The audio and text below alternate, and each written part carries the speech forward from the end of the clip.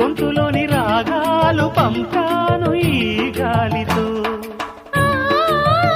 ప్రేమ పదాల గాలిపాట స్వరాల పోసుకొని కలిపేసుకున్నాను నా శ్వాసలో. ఎక్కడ ఉన్నా ఇక్కడ తిన్న వెన్నే వేణువయే, కొంగునులాగి కొంటెతనాలే కంటికి వెలుగయే. వన్నెలలో వెన్నెలలే వెచ్చని వెల్లువలయ్యే వరసిది.